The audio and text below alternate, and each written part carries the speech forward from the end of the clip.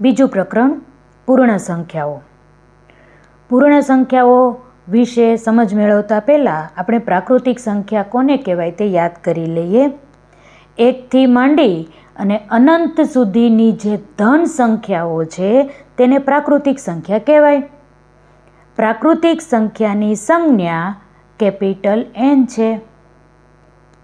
તમને એવું કહ્યું હોય સૌથી પહેલી અથવા તો નાનામાં નાની પ્રાકૃતિક સંખ્યા કઈ, તો શું આવે? 1. હવે આપણે વાત કરીએ પૂર્ણ સંખ્યાની. પૂર્ણ સંખ્યા કોને કહેવાય? પ્રાકૃતિક સંખ્યાઓની સાથે આપણે એક શૂન્ય લઈ લઈએ તો એ બધી જ સંખ્યાઓ છે એ પૂર્ણ સંખ્યા બની જાય છે. પૂર્ણ સંખ્યાની સંજ્ઞા W છે. તમને એવું કહ્યું હોય સૌથી નાની પૂર્ણ સંખ્યા કઈ છે, તો સૌથી નાની પૂર્ણ સંખ્યા 0 છે એવું આપણે કહી શકીએ. આગળ જોઈએ પૂર્વવર્તી સંખ્યા અને પ્રતિવર્તી સંખ્યા કોને કહેવાય?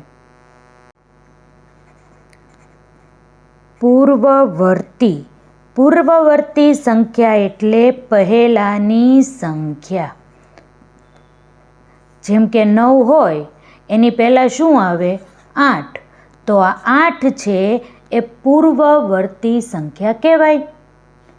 હવે આપણે વાત કરીએ પ્રતિવર્તી સંખ્યા કોને કહેવાય? પ્રતિવર્તી સંખ્યા એટલે શું? પછીની સંખ્યા. હવે તમને આવડી ગયું હશે હું શું કહેવા માંગુ છું. 9 છે એમાં હું 1 ઉમેરું તો મને શું મળે છે? આ 10. તો આ 10 છે એ પ્રતિવર્તી સંખ્યા કહેવાય. ફરીથી યાદ કરી લઈએ. પહેલાંની સંખ્યા એટલે પૂર્વવર્તી સંખ્યા અને પછીની સંખ્યા એટલે પ્રતિવર્તી સંખ્યા. પૂર્વ એટલે પહેલાં, પ્રતિ એટલે પછી. આવી રીતે તમે યાદ રાખી શકો.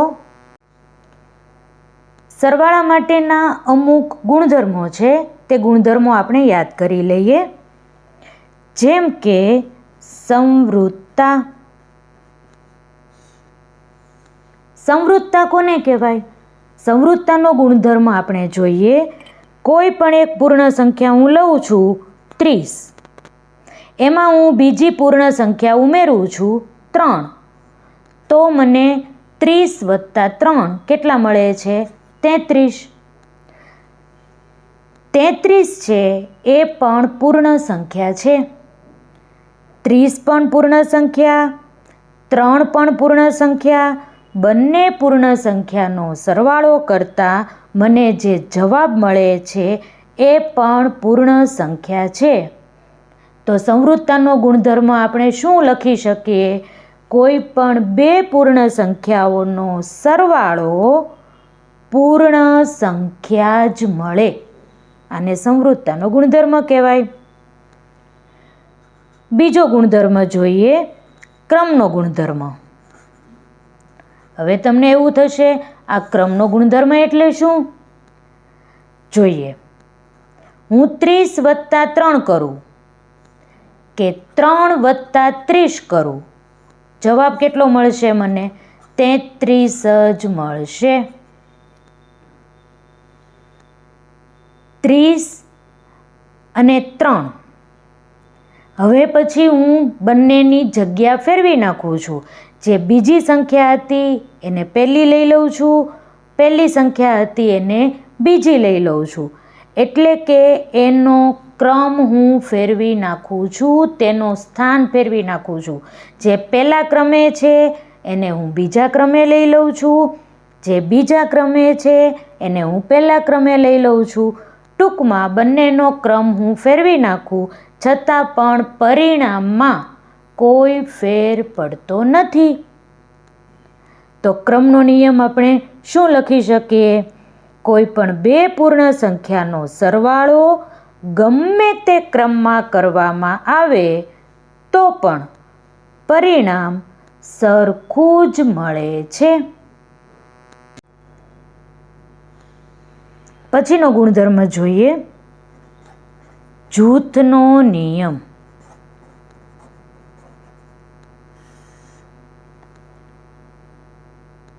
જોઈએ 3 + 4 + 5 કરો, અથવા તો 3 + 4 + 5 કરું. પહેલું જૂથ મેં કોનું બનાવ્યું? 3 અને 4નું. બીજું જૂથ મેં કેવી રીતે કર્યું? 4 ને 5 સાથે જોડી દીધા અને 3 ને એકલો પાડી દીધો. બરાબર છે. હવે જોઈએ આપણે સરવાળો કરીએ તો 4 + 3 7 થાય. 7 ને 5 કેટલા થશે? 12. 3 + 5 ને 4 9 થશે. આ બંનેનો સરવાળો કરીએ તો કેટલા થશે? 12. બંનેનું પરિણામ સરખું આવ્યું. તેથી આપણે કહી શકીએ 3 પૂર્ણ સંખ્યાઓના સરવાળા માટે ગમે તે 2 સંખ્યાઓનું જૂથ બનાવી તેના સરવાળામાં ત્રીજી સંખ્યા ઉમેરીએ તો પરિણામ સરખું જ મળે છે. આ થયો જૂથનો નિયમ.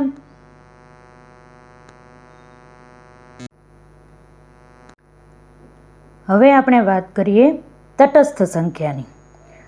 તટસ્થ સંખ્યા ખાસ યાદ રાખવાની છે. સૌથી પહેલાં જોઈએ સરવાળા માટેની તટસ્થ સંખ્યા કઈ છે. સરવાળા માટેની તટસ્થ સંખ્યા 0 છે. હવે આ તટસ્થ સંખ્યા એટલે શું એ સમજીએ. 15 છે એમાં હું 0 ઉમેરું તો જવાબ એની એ જ સંખ્યા આવે છે 15. 9માં હું 0 ઉમેરું તો એની એ સંખ્યા મળે છે 9. જે સંખ્યામાં તટસ્થ સંખ્યા ઉમેરતા એનો એ જ જવાબ મળે તેને તટસ્થ સંખ્યા કહેવાય. તેથી આપણે કહી શકીએ સરવાળા માટેની તટસ્થ સંખ્યા છે એ 0 છે. હવે જોઈએ ગુણાકાર માટે. ગુણાકારની વાત કરીએ તો ગુણાકાર માટેની તટસ્થ સંખ્યા 1 છે. 5 × 1 કરીએ તો 5 મળે. 15 × 1 કરીએ તો 15 મળે છે. કોઈ પણ પૂર્ણ સંખ્યાનો એક સાથે ગુણાકાર કરીએ તો પરિણામ રૂપે એની એ જ સંખ્યા મળે છે. તો તે સંખ્યાને ગુણાકાર માટેની તટસ્થ સંખ્યા કહેવાય. સરવાળા માટેની તટસ્થ સંખ્યા 0, ગુણાકાર માટેની તટસ્થ સંખ્યા 1. પરીક્ષામાં પૂછાય તેવા MCQ જોઈએ જેથી તમને ખબર પડે કે અમારે જવાબ કેવી રીતે નક્કી કરવાનો. પહેલો પ્રશ્ન, 999ની અનુગામી અને પુરોગામી સંખ્યાઓનો ગુણાકાર કેટલો થશે? અનુગામી અને પુરોગામી આ શબ્દ જોઈને મૂંઝાઈ જવાનું નથી. પહેલાંની સંખ્યા અને પછીની સંખ્યા માટે આ બંને શબ્દો વાપરેલા છે. 999 એની પહેલાં કઈ સંખ્યા આવશે? 998. અને 999 પછીની સંખ્યા કઈ આવશે? 1000. તો 998 ગુણ્યા 1000 આપણે કરવાના છે. તો કયો જવાબ આવશે? વિકલ્પ બી. 998 અને 1000ના 3 મીંડા પાછળ આપણે લગાડી દઈએ એટલે વિકલ્પ બી એ આપણો સાચો જવાબ છે. બીજો પ્રશ્ન, 10 ગુણ્યા 6 + 7 બરાબર 10 ગુણ્યા 6 આપણને આપી દીધા છે એટલે કે 10 અને 6નો ગુણાકાર થઈ ગયો છે. પછી વત્તાની નિશાની આપેલી છે અને પછી જ્યારે આપણે કૌંસ છોડીએ ત્યારે 10નો 7 સાથે ગુણાકાર કરવાનો રહે. હવે 7 સાથે ગુણાકાર બતાવી દીધેલો છે તેથી આપણે અહીં 10 લખી શકીએ. તો વિકલ્પ કયો આવશે? એ.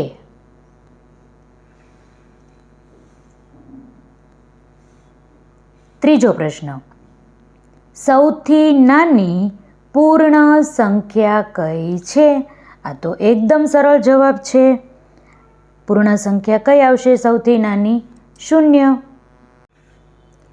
ચોથો પ્રશ્ન, સંખ્યા રેખા પર ખાલી જગ્યા બાજુ જતા અનુરૂપ ખાલી જગ્યા મળે છે. હવે તમારે ચેક કરવાનું કે કઈ બાજુ જતાં કઈ સંખ્યા મળે. હવે ડાબી બાજુ જતાં સરવાળો ક્યારેય થાય? ન થાય, તેથી આ ખોટું છે. જમણી બાજુ જતાં બાદબાકી થાય? ન થાય. ડાબી બાજુ જતાં ગુણાકાર ન થાય. તો ડાબી બાજુ જતાં બાદબાકી થાય આ બાબત સાચી છે, તેથી વિકલ્પ આવશે સી. પાંચમો પ્રશ્ન, પૂર્ણ સંખ્યા માટે સરવાળાનો તટસ્થ ઘટક અને ગુણાકારનો તટસ્થ ઘટક અનુક્રમે નીચે મુજબ કયો વિકલ્પ સાચો છે? હમણાં જ આપણે વાત કરી તટસ્થ સંખ્યાની. સૌથી પહેલાં શું કીધું છે? સરવાળાનો તટસ્થ ઘટક. સરવાળાનો તટસ્થ ઘટક એટલે 0. અને ગુણાકાર માટેનો તટસ્થ ઘટક એટલે 1. એટલે 0 અને 1 પહેલું 0 હોવું જોઈએ. બરાબર? તો એ વિકલ્પ કયો છે? એ. તેથી આવશે 0 અને 1. એ વિકલ્પ સાચો છે. છઠ્ઠો પ્રશ્ન, નિમ્નલિખિતમાંથી કોનો જવાબ 1 આવશે? હવે આ સરવાળો કરતાં 1 નથી આવવાનો, બાદબાકી કરતાં 0 મળી જવાનું છે. 1ના છેદમાં તો એટલી બધી સંખ્યા છે. 6343ના છેદમાં 6343 લખીએ તો બંને ઉડી જાય અને જવાબ 1 આવશે. તેથી આપણે જવાબ લખીએ વિકલ્પ બી એ સાચો જવાબ છે. સાતમો પ્રશ્ન, કઈ એવી પૂર્ણ સંખ્યા છે કે જેને પૂર્વવર્તી પૂર્ણ સંખ્યા નથી? પૂર્વવર્તી, હમણાં આ શબ્દ આપણે જોયો હતો. પૂર્વવર્તી એટલે પહેલાંની, અને પહેલાંની પૂર્ણ સંખ્યા નથી એટલે કે એવી સંખ્યા કે જેની આગળ એક પણ પૂર્ણ સંખ્યા આવે નહીં. તો એવી કઈ સંખ્યા છે એ આપણે જોવાનું છે. તો એ 0 છે. સૌથી નાની પૂર્ણ સંખ્યા 0 છે. 0ની આગળ કોઈ પણ પૂર્ણ સંખ્યા આપણને મળે નહીં. તેથી વિકલ્પ બી એ સાચો જવાબ છે. આઠમો પ્રશ્ન, કોઈ ટેક્સી ડ્રાઈવરે પોતાની ગાડીની પેટ્રોલની ટાંકીમાં સોમવારે 40 લીટર અને મંગળવારે 50 લીટર પેટ્રોલ પુરાવ્યું. જો પેટ્રોલની કિંમત 65 રૂપિયા પ્રતિ લીટર હોય તો કુલ ખર્ચ કેટલો થયો? ચાલો જોઈએ. સૌથી પહેલાં તો કેટલું પેટ્રોલ પુરાવ્યું તે જોઈએ. 40 અને 50 બેનો સરવાળો કરીએ તો 90 લીટર પેટ્રોલ પુરાવ્યું છે અને 1 લીટરનો ભાવ કેટલો છે? 65 રૂપિયા. તો 90 લીટર માટે આપણે ગુણાકાર કરવો પડે. 65 ગુણ્યા 90, 0. 9 પંચા 45નો પાંચડો વધી 4, 9 છક 54, 54 ને 4 58. તો 5850 વિકલ્પ એ સાચો છે. પ્રશ્ન 9, નીચેનામાંથી ખરું વિધાન પસંદ કરો. સાચું વિધાન કયું છે એ આપણે કહેવાનું છે. પહેલું વિધાન, 0 એ સૌથી નાની પ્રાકૃતિક સંખ્યા છે. પ્રાકૃતિક સંખ્યામાં ક્યારેય 0 આવે જ નહીં. તો આ વિધાન ખોટું. દરેક પ્રાકૃતિક સંખ્યા પૂર્ણ સંખ્યા છે. પ્રાકૃતિક સંખ્યા એટલે 1થી માંડીને અનંત સુધી. અને એ પૂર્ણ સંખ્યામાં આવી જાય છે? હા, આવી જાય છે. તેથી આ સાચું વિધાન છે. ત્રીજું વિધાન જોઈએ. 1 એ સૌથી નાની પૂર્ણ સંખ્યા છે. નહીં, 0 એ સૌથી નાની પૂર્ણ સંખ્યા છે. એટલે આ ખોટું છે. બીજું વિધાન છે એ સાચું છે. વિકલ્પ જોઈએ. 4 વિકલ્પ આપણને આપેલા છે. એમાંથી માત્ર ને માત્ર ફક્ત 2 છે, એટલે કે બીજું વિધાન છે એ સાચું છે. તેથી વિકલ્પ સી આપણો જવાબ રહેશે. 10મો પ્રશ્ન, નીચેનામાંથી અસંગત વિધાન પસંદ કરો. અસંગત એટલે કે મેચ થતું નથી, એટલે કે ખોટું. શબ્દ સમજવા પ્રયત્ન કરજો. પહેલું વિધાન, 0 સૌથી નાની પૂર્ણ સંખ્યા છે. સાચી વાત છે. પૂર્ણ સંખ્યા 0 પાસે તેના પહેલા આવતી કોઈ સંખ્યા નથી. સાચી વાત છે. 0ની આગળ કોઈ સંખ્યા ન આવે, તેથી આ પણ સાચું છે. 600 એ સંખ્યા 599ના પછી આવતી સંખ્યા છે. એ પણ સાચું છે. 600 છે એ 599 પછી જ આવે, તેથી આ પણ સાચું છે. 400 એ સંખ્યા 399ના પહેલાં આવતી સંખ્યા છે. ખોટી વાત છે. 400 એ 399ની પહેલાં ન આવે, 399 એ 400ની પહેલાં આવે. તો આ વિધાન ખોટું છે. આપણને પ્રશ્ન શું પૂછ્યો હતો? અસંગત વિધાન પસંદ કરો. અસંગત એટલે મેચ ન થતું હોય એવું ખોટું વિધાન. તો વિકલ્પ આવશે ડી. 11મો પ્રશ્ન, નીચેનામાંથી કઈ સંખ્યાની પ્રાકૃતિક પ્રતિવર્તી સંખ્યા મળે? પ્રાકૃતિક અને પ્રતિવર્તી. પ્રાકૃતિક એટલે ધન સંખ્યા અને પ્રતિવર્તી એટલે શું? પછીની સંખ્યા. તો વિકલ્પ બી 0. 0ની પ્રતિવર્તી સંખ્યા કઈ મળે આપણને? 1. 0ની પછીની સંખ્યા 1 મળે ને, 0 વત્તા 1 કરીએ તો 1 મળે, એટલે પ્રતિવર્તી સંખ્યા થઈ. અને 1 છે એ પ્રાકૃતિક સંખ્યા પણ થઈ. બરાબર છે. તો પ્રાકૃતિક સંખ્યા અને પ્રતિવર્તી સંખ્યા 1 છે એ 0ની પછીની પ્રાકૃતિક સંખ્યા છે. તેથી વિકલ્પ આવશે બી. જો ન સમજાણું હોય તો આપણે બીજા ઉદાહરણ જોઈ લઈએ. કેવી રીતે સમજીએ? ચાલો જોઈએ. પ્રતિવર્તી એટલે પછીની સંખ્યા કહેવાય. તો -2 છે એમાં આપણે 1 ઉમેરીએ તો -1 આવ્યો. તો -1 પ્રાકૃતિક સંખ્યા નથી. હવે -1 છે એમાં હું 1 ઉમેરું છું તો શું મળે છે મને? 0 મળે છે. તો આ 0 છે એ પ્રાકૃતિક સંખ્યા નથી. એવી રીતે -3માં હું 1 ઉમેરું છું તો -2 મળે છે. તો -2 પણ પ્રાકૃતિક સંખ્યા નથી. તો 0 એવી સંખ્યા છે કે એમાં હું 1 ઉમેરું એટલે કે 0ની પ્રતિવર્તી સંખ્યા પ્રાકૃતિક સંખ્યા છે. એટલે જવાબ આવશે 0. 12મો પ્રશ્ન, ધોરણ 5નું પ્રતિવર્તી ધોરણ કયું છે? હવે તો તમને શબ્દ સમજાઈ ગયો હશે. પ્રતિવર્તી એટલે પછીની સંખ્યા. તો ધોરણ 5 પછી કયું ધોરણ આવે? ધોરણ 6. વિકલ્પ બી એ સાચો જવાબ છે. 13મો પ્રશ્ન, આલોકની ઘડિયાળમાં 7 વાગ્યા છે. આલોકને તેના પ્રતિવર્તી સમયમાં શાળાએ પહોંચવાનું છે. તો આલોકની શાળા કેટલા વાગે શરૂ થશે? અત્યારે 7 વાગ્યા છે.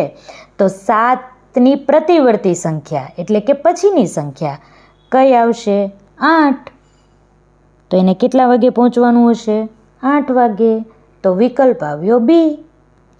શબ્દની રમત છે, બાકી કાંઈ છે નહીં.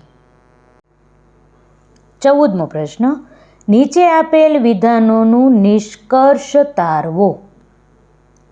ચાલો જોઈએ શું કહેવા માંગે છે. પહેલું વિધાન, 0 એ સૌથી નાની પ્રાકૃતિક સંખ્યા છે. એલા ભાઈ, પ્રાકૃતિક સંખ્યા સૌથી નાની 1 છે, 0 નથી. એટલે હું ખોટું કરું છું. બીજું વિધાન જોઈએ. શૂન્ય સંખ્યાની પ્રાકૃતિક પૂર્વવર્તી સંખ્યા ન મળે. પૂર્વવર્તી એટલે કે પહેલાંની અને પાછી પ્રાકૃતિક પણ. તો શૂન્યની પહેલાંની સંખ્યા કઈ આવે? -1. અને -1 છે એ પ્રાકૃતિક સંખ્યા નથી. અને એવું જ કહ્યું છે પૂર્વવર્તી પ્રાકૃતિક સંખ્યા ન મળે, આવું કહ્યું છે. તેથી આ વિધાન કેવું છે? સાચું. હવે પહેલું ખોટું અને બીજું છે એ સાચું છે. બંને વિધાન ખોટા છે? નહીં, બંને વિધાન સાચા પણ નથી.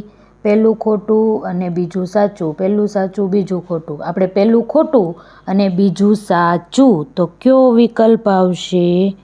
વિકલ્પ સી. 15મો પ્રશ્ન, નીચેનામાંથી કયું ઉદાહરણ ક્રમના નિયમનું છે? ક્રમનો નિયમ આપણે જોઈ લીધો છે, માત્ર જગ્યા ફરે.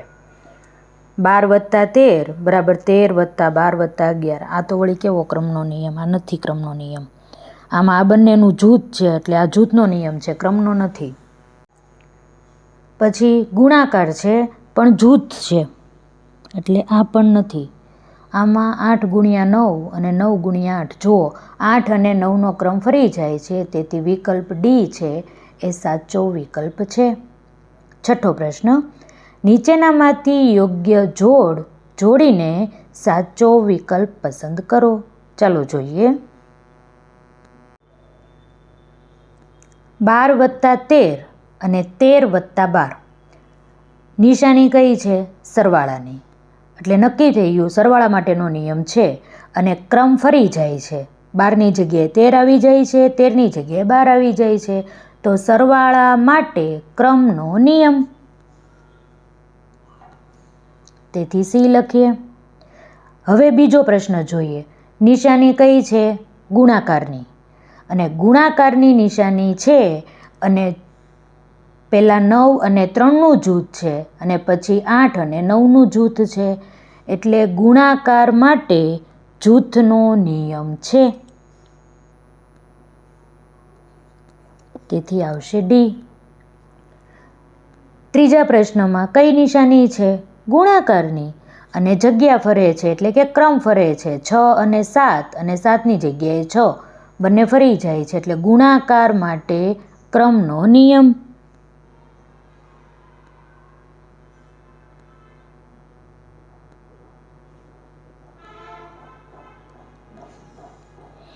અને ચોથું જૂથનો નિયમ છે અને સરવાળા માટે છે. સરવાળા માટે જૂથનો નિયમ શું આવશે? બી. સી, ડી, એ, બી આવું આપણે જોવાનું છે. ચાલો જોઈએ. સી, ડી, એ, બી ક્યાં આવે છે? બીમાં. તેથી વિકલ્પ બી છે એ સાચો વિકલ્પ છે. 17મો પ્રશ્ન જોઈએ. પ્રાકૃતિક સંખ્યાઓના સમૂહમાં જો શૂન્ય ઉમેરવામાં આવે તો કયા પ્રકારનો સમૂહ પ્રાપ્ત થાય છે? જો પ્રાકૃતિક સંખ્યા લેવાની છે અને એમાં પાછા આપણે શૂન્ય ઉમેરવાના છે તો કેવા પ્રકારનો સમૂહ આપણને મળે એ આપણે કહેવાનું છે. પ્રાકૃતિક સંખ્યાઓમાં આપણે શૂન્ય ઉમેરીએ એટલે કે પૂર્ણ સંખ્યાનો સમૂહ મળી જાય. કેવી રીતે? જુઓ, પ્રાકૃતિક સંખ્યા એટલે 1, 2, 3થી અનંત સુધીની, અને એમાં આપણે શૂન્યને જોડી દઈએ તો હવે બધી સંખ્યા કઈ મળી ગઈ? પૂર્ણ સંખ્યા. તેથી વિકલ્પ બી છે એ સાચો વિકલ્પ છે. 18મો પ્રશ્ન, પૂર્ણ સંખ્યાઓમાં નીચેનામાંથી કઈ ક્રિયા માટે ક્રમનો ગુણધર્મ જળવાય છે?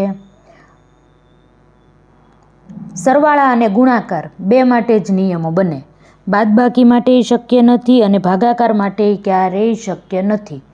તેથી વિકલ્પ આવશે સરવાળા. અને જો ગુણાકાર લખ્યું હોત તો સરવાળા અને ગુણાકાર બંને કહી શકે, પણ આમાં કોઈ ગુણાકારવાળો આપણને વિકલ્પ આપેલો નથી. તેથી માત્ર આપણે સરવાળા માટે કહી શકીએ.